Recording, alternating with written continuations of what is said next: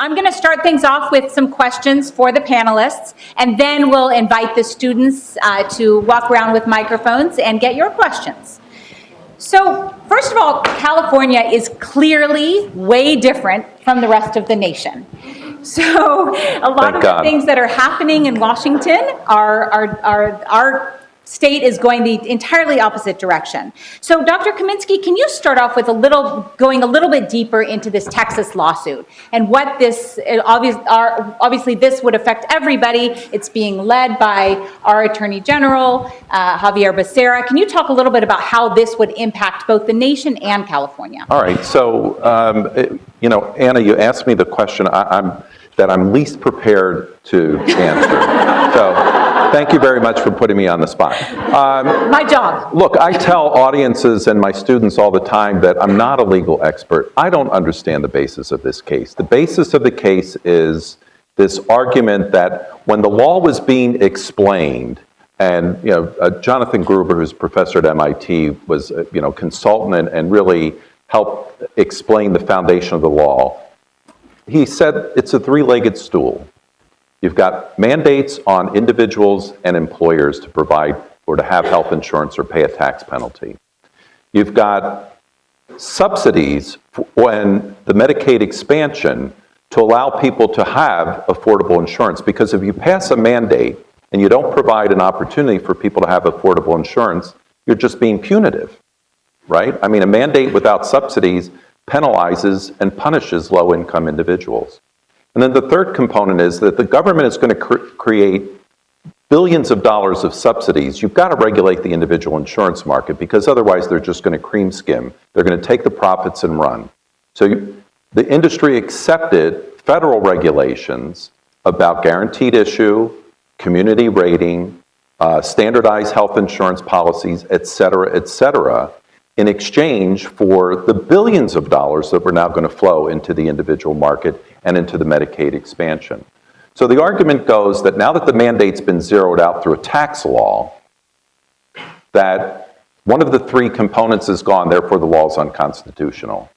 So, look, I look at these things from a common sense perspective. I don't understand the legal basis for the case. The Medicare program was enacted 53 years ago. The Medicare program that was enacted in 1965 is not the Medicare program today. Medicare Part C exists. Medicare Part D exists. Medicare pays hospitals based on a DRG system. It paid cost in 1965. So is Medicare unconstitutional? It's not the same law that was passed in 1965. Congress has changed that law again and again and again. And I don't understand the legal logic that says that a law becomes unconstitutional because Congress makes some modification. Nevertheless, there may be a compelling legal argument that my mind doesn't grasp because I'm not a legal thinker.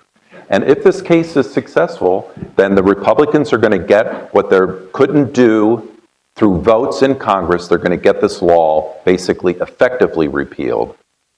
And my guess is that there's a probability that this can happen. Now, is it a 50% probability or is it a 5%? I can't honestly say, and maybe somebody in the audience is more of a legal expert than I am. And let me say, while I'm addressing the questions to each of you individually, please feel free to jump in. We want to make this a lively discussion, so I have no problem with you disagreeing. Yeah, well, I mean, I don't disagree. I mean, speaking as a political scientist, it turns out law doesn't exist in the abstract, which of course was the implication of some of your comments. This is a purely political play. Sure. They hope to get a favorable judge, but it is a really stupid argument. It's basically like, we cut a dude's leg off, so we might as well just kill him, right? I mean, it's sort of a sad, obviously analogy to draw, but that's what's at stake here, right? And it doesn't make sense. Let me throw one other one out to Dr. Kaminsky here. This is talking about Medicaid, right? So we're talking about the ACA, and that's what this Texas lawsuit is going to address. But Medicaid is our other big program that really saw a tremendous expansion under the Affordable Care Act. Here in California, 1 of 3 people is on Medicaid.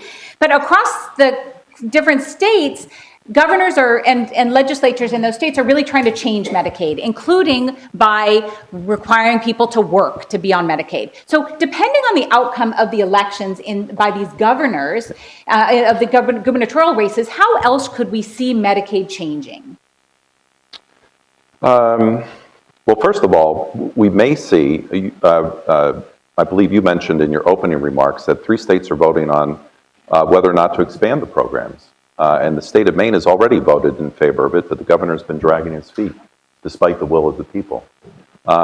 So, we could see 3 more states expand their Medicaid program, and that means we'd have 14 states left that have not expanded.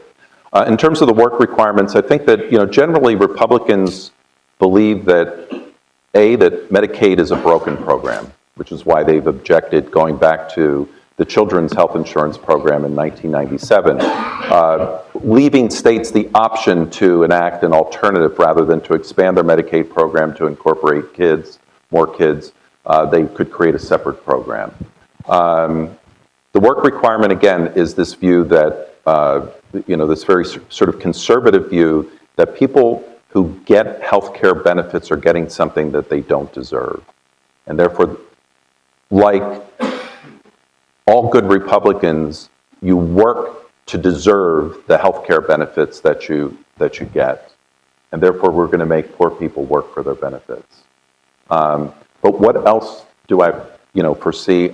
I don't know. There are, I must admit that my mind doesn't work this way. So I don't spend my day thinking about the ways that we can punish people in this country because they're not rich. Go ahead. And yet, obviously, there are lots of people in this administration who spend all their waking hours, including the president, thinking of new ways to punish people and to send people to borders and to violate the 14th or whatever amendment guarantees people the birthright to citizenship. So, go ahead, Dr. I think just in terms of what is happening to Medicaid, at least in California, you're seeing more privatization of Medicaid. You're seeing companies like First Health Net and Centene jump in. There was an article in the LA Times recently about the billions of dollars that they've been able to make off the Medicaid program here. The other part is, depending on who you believe, if we do have an upcoming crash or a bubble that's about to burst and people start losing their jobs, you're going to have an overwhelming effect on our Medicaid system as people lose their jobs and transition to that, and that could just decimate programs. Ironically, about Maine that Jerry was mentioning, is Governor LePage has refused to implement it, but his Health and Human Services Secretary or whoever was in charge of that program has now been appointed the head of Medicaid for the federal government, which is pretty ironic since she didn't even want to implement it in her own state. So I think on top of that, Medicaid is very challenging because in California, we're 47th out of 50 states in terms of reimbursement to physicians. So as a result, the number of doctors that will actually take Medicaid patients is extremely low. And there is an ongoing lawsuit where the Mexican American Legal Defense Fund is suing, claiming that it's separate and unequal.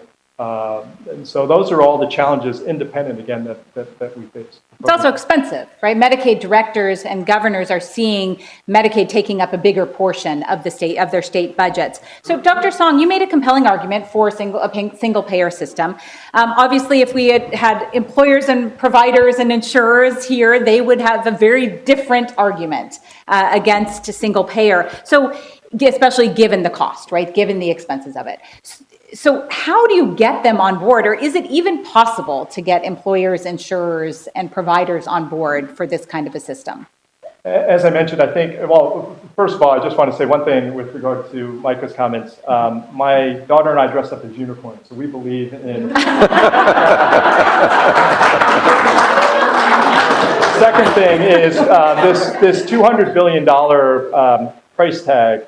Dr. Kaminsky and his department actually did some really good research showing that for every healthcare dollar that's actually spent in the state of California, 71 cents is already paid for by taxpayers.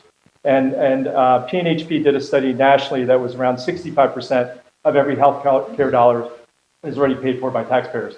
So the idea that the money isn't already being spent to a large part is simply not true. When you are getting less take-home pay, when you are paying more for your prescription drugs, when you're paying more for your copay to see a doctor out of your copay, those are, quote, hidden taxes, not to mention the increased premiums that we see, quote, that hospitals charge by inflating Tylenol, 1,000 times to pay for uninsured patients. So getting everyone on board, I think the private insurance industry is actually doing a good job of getting employers on board.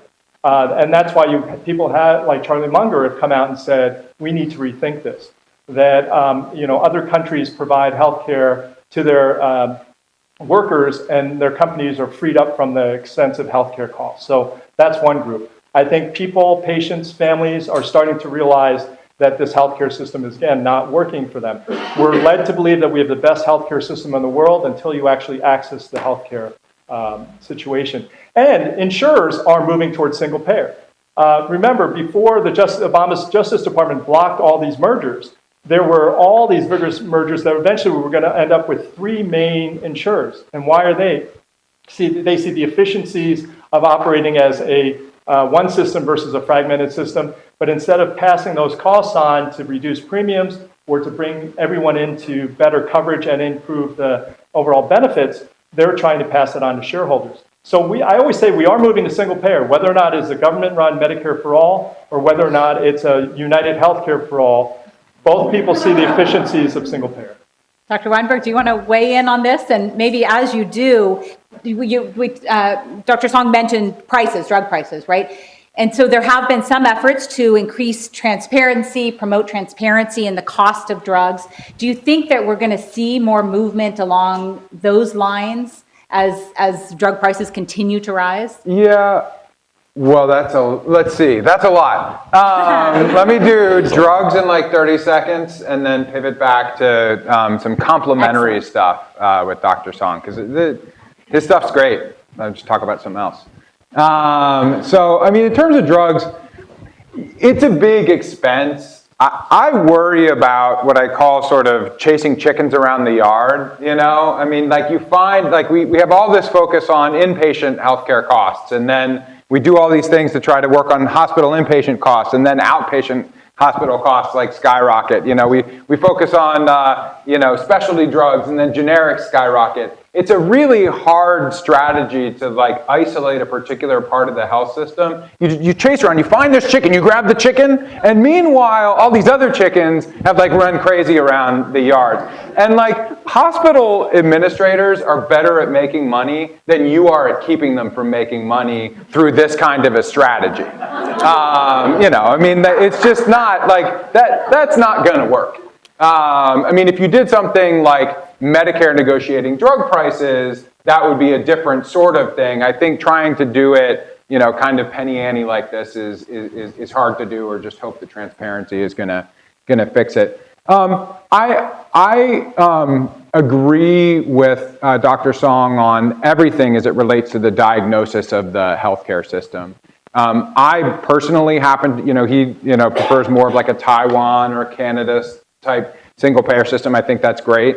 I happen to prefer more of these Northern European style healthcare systems that are consistently rated among the best in the world. We sort of have this idea that we have some sort of crazy market-based, profit-driven healthcare system, and everywhere else in the world has a Canadian-style healthcare system. It's not what you were saying, you know this in detail, but I think that's what a lot of people think. The truth is, every single country has a different healthcare system.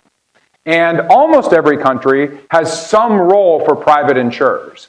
I think it's much more important to have a single market for health insurers. I happen to think they should all be nonprofit.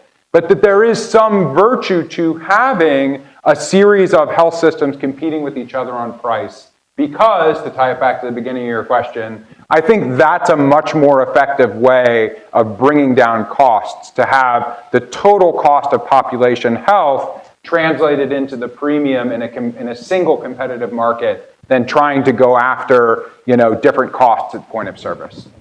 So a majority of people support single payer in polls, but when they're asked whether they support their taxes being increased or government taking more control over their health care, then the numbers drop. So how much do people actually understand single payer versus Medicare for all versus universal coverage? How much do you Not at all, understand not at this, all. right? I want to thank Dr. Song. You did like one of the most generous things that anyone has ever done in a public debate at the Commonwealth Club. I said, actually, Senate Bill 562 is Medicaid for all, not Medicare for all, right? And I started getting hissed. And Dr. Song stopped him and he's like, no, actually, the program design of the California legislation looks much more like a Canadian style system, which is a Medicaid style system, versus Medicare. We didn't have parts A, B, C, and D, and consumer cost sharing and private insurers in the Medicare Advantage program like you have in the Medicare system. So I think, these are all good ideas. Medicare for all could be good. Medicaid for all could be good, maybe. But the level of understanding is pretty low. Would you agree? Yes, but when I hear people say they don't want the government getting between them and their doctors, but in reality, your insurer gets between you and your doctor and you and your hospital day after day. They tell you what hospital you can go to, what drug you can get filled at the pharmacy, what hospital you can go to. They are much more. So when my dad was dying of cancer, he didn't have to get pre-authorization. But when I was seeing seniors who were Medicare Advantage plans that Cedars-Sinai had contracted out to, I had to wait 2 or 3 days to get approval to do a procedure that my dad could get done right away. The other thing is, the Trump administration recently just released something on the ills of socialism and as it pertains to healthcare, and they were comparing all of these European healthcare systems with wait times, and Medicare was on that, and Medicare had the lowest wait time. And I will tell you that kind of sold my argument that Medicare is run more efficiently than the private insurance market. But I do think that's where the real issue happens, is the education, the ability to talk to people about it. And the analogy, again, I would use is I was very much involved in the marriage equality fight. It wasn't until dear friends of mine came out to their employers, to their coworkers, to their family members, that people started to put a human face with a condition and say they deserve equal rights. Same thing with healthcare. I think once people start to realize how bad the system is, how expensive it is, and how there is something that is much more civilized and much more efficient, then I think you'll see that. And that's what's happening. You're seeing the sea change.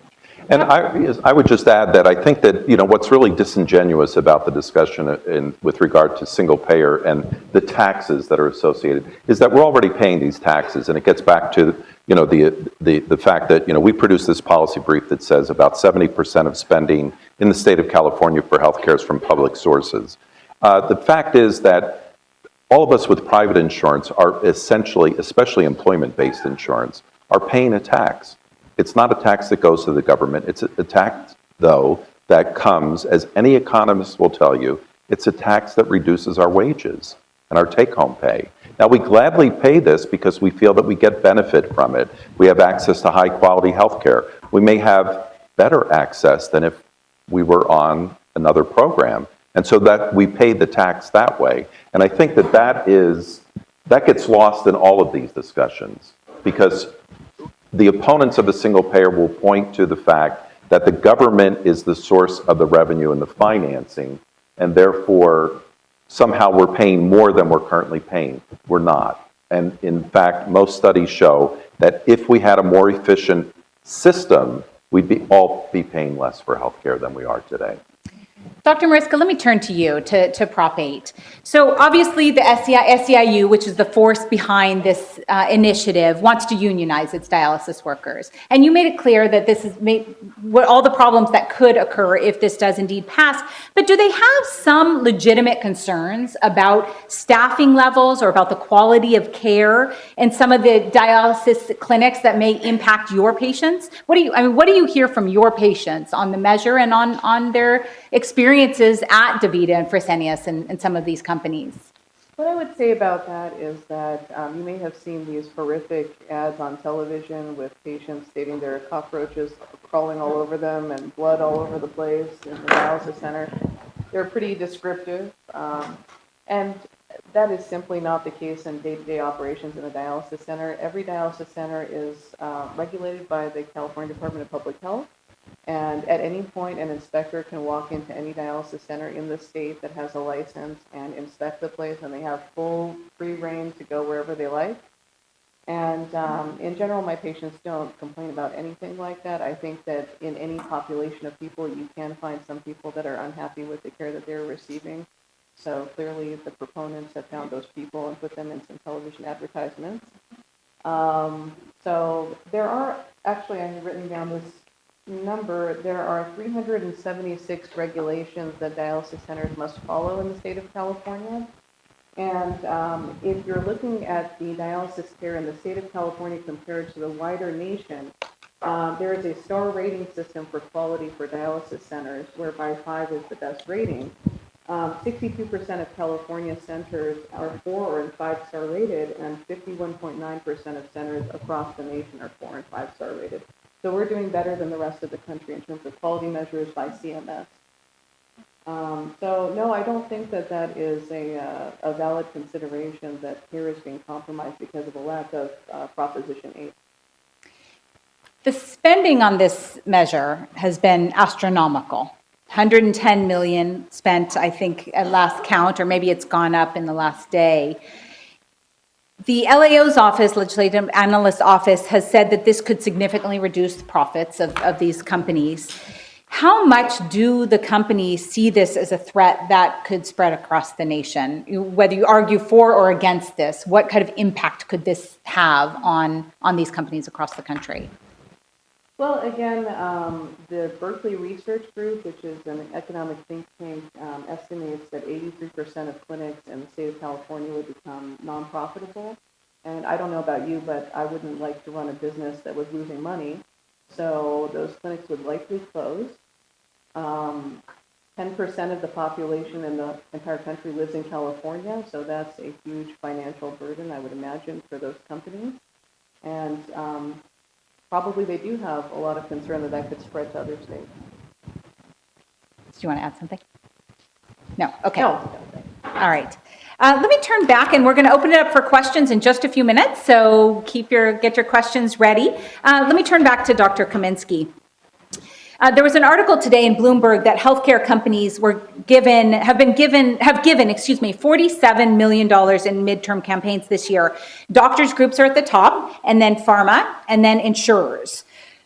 Kind of broad here, but who do you think, from your perspective in studying this and looking at this, who has the most to lose and the most to gain from how these midterms turn out, and whether the Republicans maintain or lose the House? Well, we know that the insurance industry in general, that we would not have the Affordable Care Act if the insurance industry wasn't behind the bill. The bill was designed explicitly to obtain the support of the health insurance industry. And, it's a case of the Obama administration fighting the last war. The Clinton healthcare reform went down because it basically would have required all of us to enroll in HMOs. And the industry fought that. They were very successful with their Harry and Louise campaign in 1992 or 93, whenever. And the point is that the bill never got to the floor of Congress. I've got the Health Security Act, which is this thick, sitting on my shelf in my office. That law never got voted on. The insurance industry has a lot to lose. Now, I don't know whether they want to see the ACA get whittled away so that they can offer association plans, et cetera, or whether they're putting their money behind support for the ACA. But they clearly stand to lose quite a bit. In terms of other healthcare providers, what's clear is that the Affordable Care Act has also created jobs in the healthcare industry. Our estimates in California are over 100,000 jobs today that did not exist 5 years ago. And it's just common sense. We've put billions of dollars into the healthcare system that pays for physicians. It doesn't all go to medicine. It doesn't go into beds per se or equipment. Healthcare is a labor-intensive industry. It pays for salaries, and it pays for new jobs. So, I think there's a lot at stake in terms of employment in the healthcare sector as well. If I could just add to that, I would agree with the statistics that you cite, because the model of healthcare is changing, the way that we deliver it. Physicians are no longer solely responsible for just seeing patients in an in-person fashion.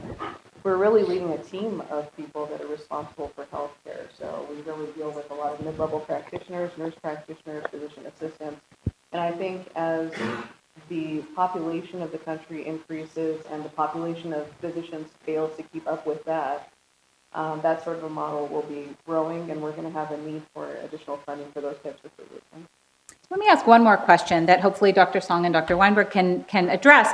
If indeed these ideas for single payer are pie in the sky at this moment in California or across the nation, are there shorter term plans or shorter term steps, such as expand a public option, or such as universal coverage, or including undocumented immigrant adults in Medicaid, that would get closer to that goal of everybody being covered? Yeah, I mean, well, you ended with a good one. I think we conflate a number of different things. What we should do about immigration policy is an interesting question, which is not sort of the topic of this forum. And it also shouldn't be the topic of what we think about healthcare policy. We may not want there to be millions of undocumented people in the United States, millions in California, and I do. But given that they're here, we shouldn't have bad healthcare policy on top of that. And having a healthcare policy which says we're only going to provide you treatment when you're bleeding out in front of the emergency room is not actually a good healthcare policy. So one of the things that I would very much like to see is full scope Medi-Cal extended to all low-income folks in California, regardless of documentation status. I went on Laura Ingraham a few months ago to try to convince her of that. How'd that go? I got almost there, and she wasn't quite there with me. But that would be that'd be a good step. I think that just in terms of short-term practical things, I would say that in the last 9 years, there have been 45 million denials in the state of California. And people have found that if you actually take the time to painfully stay on the phone, and your doctor takes the time to write appeal letter after appeal letter, 50% of those get overturned, which tells me that half of those denials are absolutely unnecessary, and that clogs up our system, that takes up valuable time away from patients and things. And one of the things I had actually considered running for insurance commissioner was to address that, was would we be able to come up with tangible ways to put a penalty on unnecessary denials to incentivize insurers in a different way, versus what they're banking on is it's so painful to appeal, they'll just bank the money. And if we lose one of those 50% of the cases, well, we've got interest for the last several months that's been accruing while you've been trying to appeal this. They're really banking on making it so difficult that the average patient doesn't want to take the time to appeal it, and they just pay out of pocket. If we could just do that right away, because what I'm concerned about, all these other things, frankly, are just firmly entrenching a for-profit system that only makes money by denying care. But things like that we could do right now to improve the lives of everybody. The high bills would go along with that. My colleagues at Kaiser Health News are doing a series of stories called Bill of the Month. If you haven't seen it, check it out. And they're taking a very close look at astronomical bills. And one of our recent stories, after the story came out, the hospital backed down, and the person ended up paying a very small fraction of what the original bill was. And their argument was, or the argument that our reporters made, is this really how this system should work? Just by advocates. And you've identified, actually, when we talk about single payer, we can unpack what single payer involves. One of the essential components of a single payer system that you can still have without having the single payer is rate regulation. We could regulate hospital and doctors' fees in this state. The state of Maryland does it for hospitals. It's been doing it for over 40 years. I was looking at the data today. The variation in hospital costs in Maryland compared to every other state is minimal. It's not to say that there isn't variation, but the fact is that we allow hospitals and doctors to charge essentially whatever they want, and then what they're actually paid can be 5%, 2%, 1% of the bill charge. And yet there are, if you're uninsured, or if you get caught in an out-of-network, through no fault of your own situation, you can be billed the full charge. The case of $155,000 for the heart attack in Texas. Another case that I'm aware of, $48,000 for an appendectomy for a UCLA staff person, not at UCLA Hospital, but in Los Angeles. It's perfectly legal to do that. And there's no other market that functions this way. I can't think of a single market in the United States for any product, any service, where you can charge 40, 80, 100 times more than you actually will accept as payment. But 3 or 4% have to pay the full charge.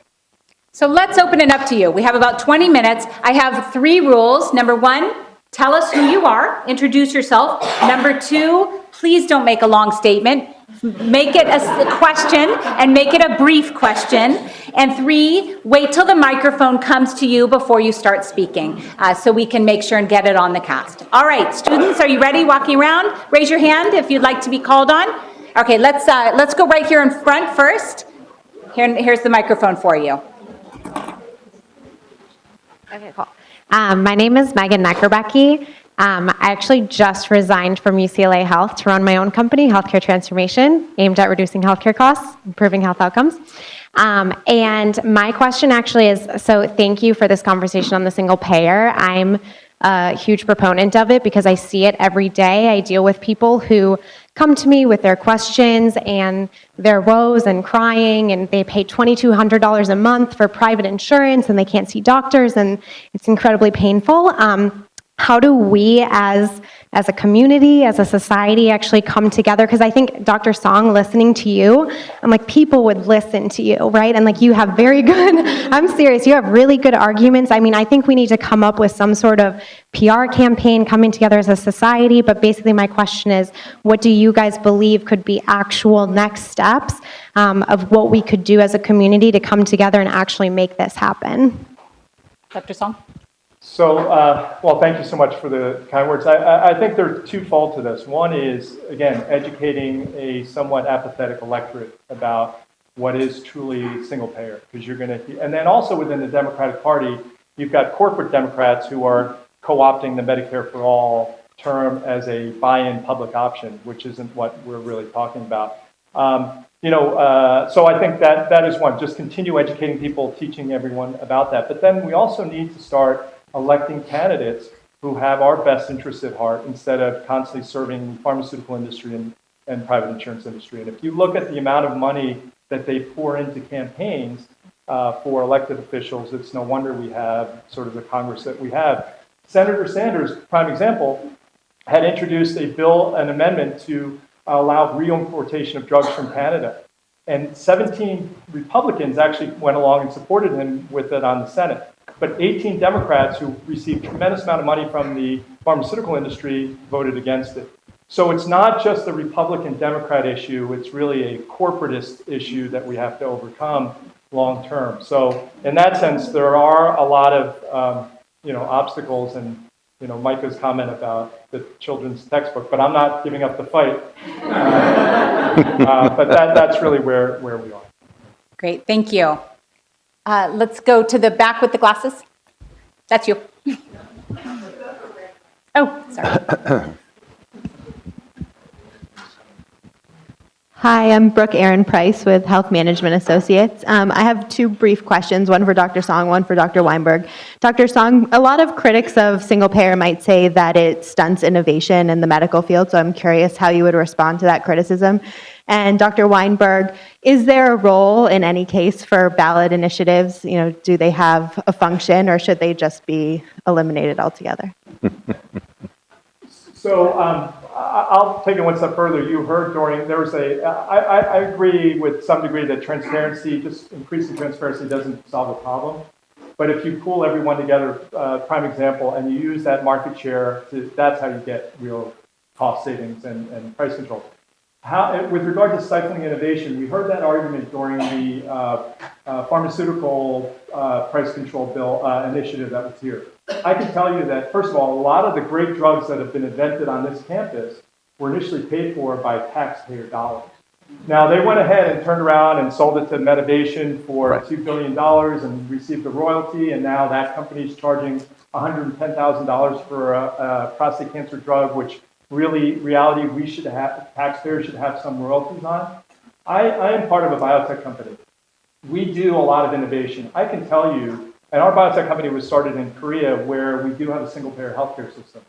That's nonsense. That's a talking point by the pharmaceutical industry and others that this is going to block innovation. You've got bright science minds that half the inventions that are done are not done by the big pharmaceutical companies. They've become big marketing companies with tons of cash who have no real innovation on their own. They find the bright students like the ones in this room who have been toiling away in a lab that have a promising discovery, and they license it out. So in no way does this block innovation or anything like that. Yeah. So I'm going to answer. Look, life has trade-offs. I run an economic institute, so I'm required to say that at every panel. But it's also true, right? Like, for some reason, socialists sort of forgot. And I just think we should be a smarter socialist, right? I like the socialists in Northern Europe a little better. But socialism is not better for everyone. Socialism is, better for everyone because it's not quite as good for anyone, right? I mean, there is going to be an impact on innovation of moving to a single payer system. Like, I work in the Bay Area where these, medical innovations are happening. Sure, a lot of them are funded through the government. A lot of them are funded through venture capital. There will be some impact at the margins to innovation. Let's just be honest with ourselves that policy choices involve trade-offs. Everybody might be better off as a result of single payer, but a few people who would have received life-saving treatments, maybe just a few, will not as a result of this policy choice. We need to be grown-ups about this, right? Particularly now in the age of Trump. We need to be the grown-ups about understanding that policy choices have trade-offs. And whether we should have a proposition system. Okay. A lot of health policy has actually been made by proposition, right? Yeah, I mean, Good and bad. Briefly, so again, this is something that everywhere else in the world does better than we do. You can have ballot initiatives, but they need to be able to interact with the legislative system in a much more rational way. We have this crazy thing where, like, you could have the stupidest freaking ballot initiative in the world that gets put in place. The next day, everybody is like, this was the worst idea ever. Why did we do this? We were all drunk or something. And you can't change it unless you run another ballot initiative in order to change that ballot initiative. No other place in the world does it like that. They have the ability for legislature to make tweaks, for the, sort of people to tweak the things the legislature has done. Like, ballot initiatives could be fine, but not this way. Can I just say one thing on... 13 works, my friend. Go ahead, Dr. What I would say is you might, well, I'd love to see data that would say that it's going to reduce biotech healthcare innovation. But with regard to other innovation, companies are being crippled by healthcare costs and not spending money on R&D, on increasing wages. And I think that actually you might see a spawn of further innovation on that side if you didn't necessarily see it in the healthcare sector. All right, next question. Right here. The third one in right there. Thank you.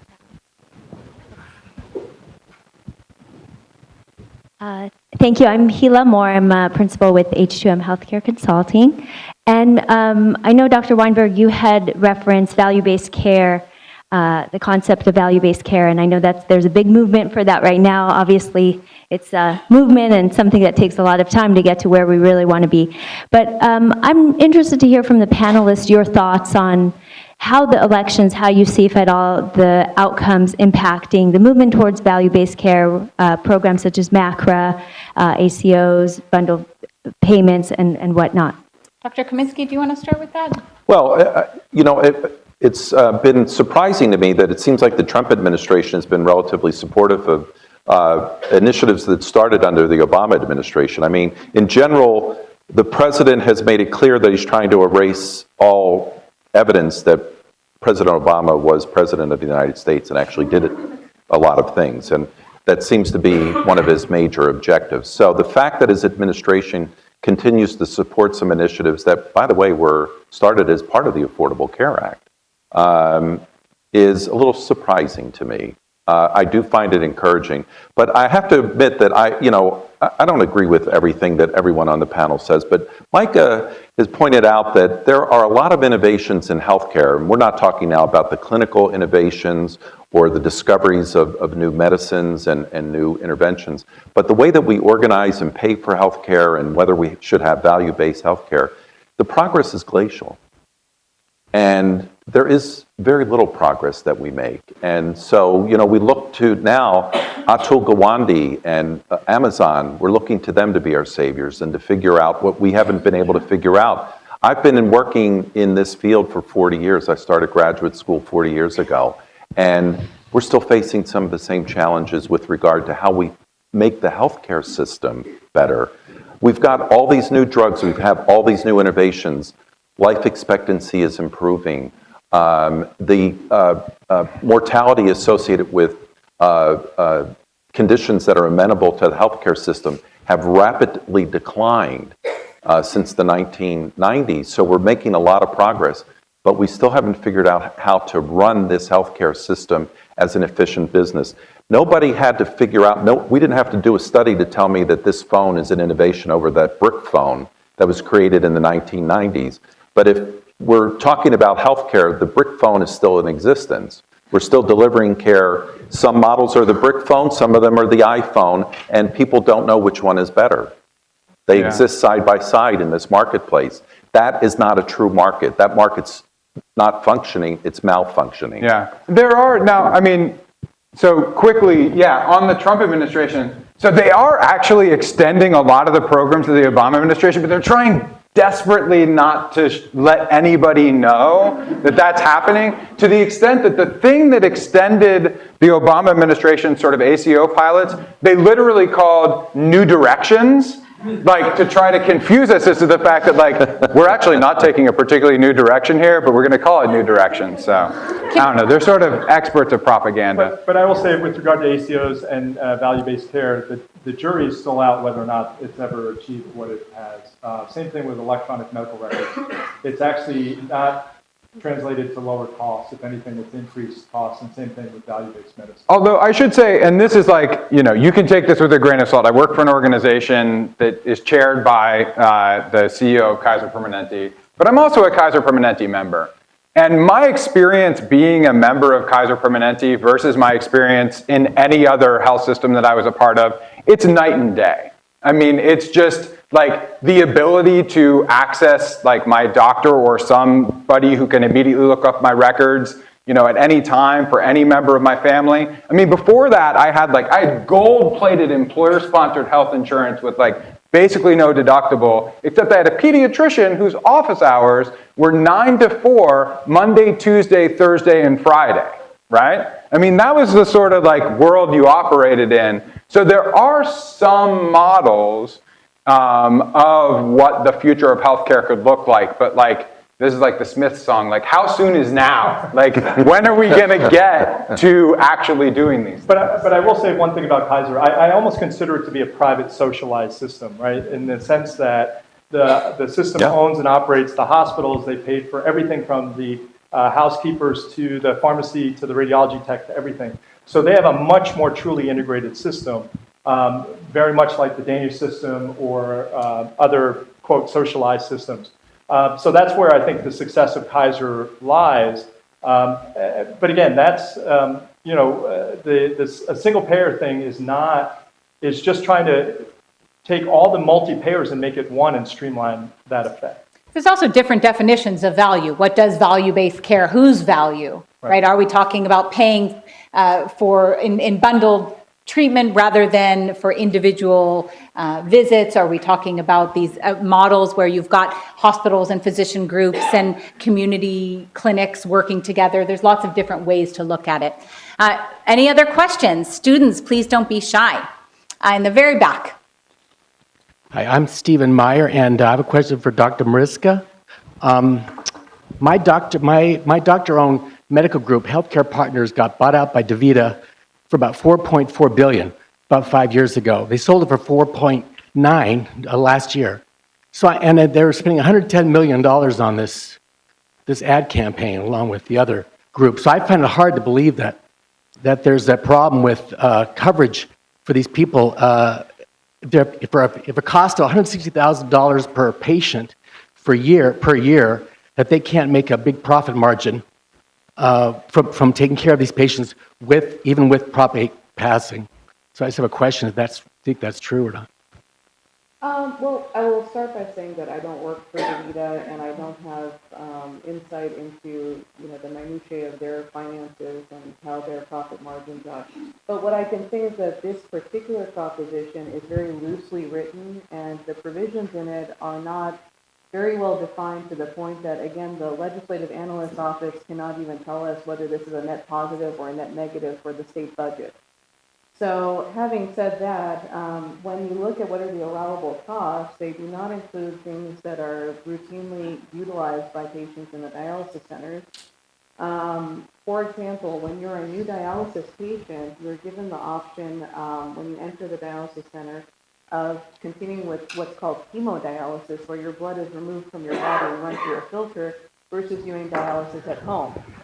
To adequately educate a patient on that option, you need what's called a clinical educator to basically sit down with the patient, explain to them the option, show them videos and books and things like that.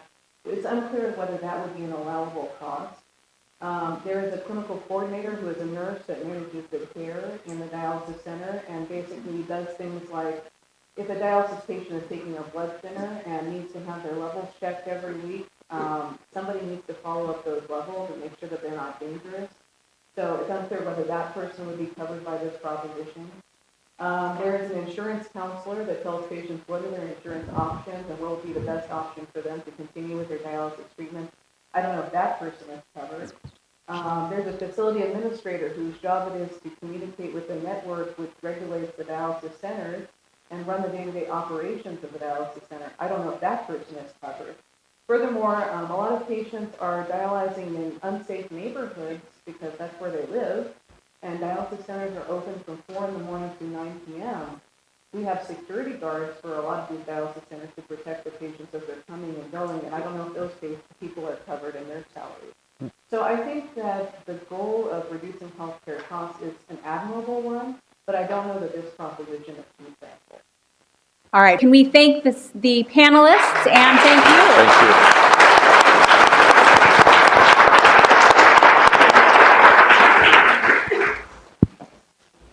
Thank you, and I didn't get promoted to doctor, so it's just,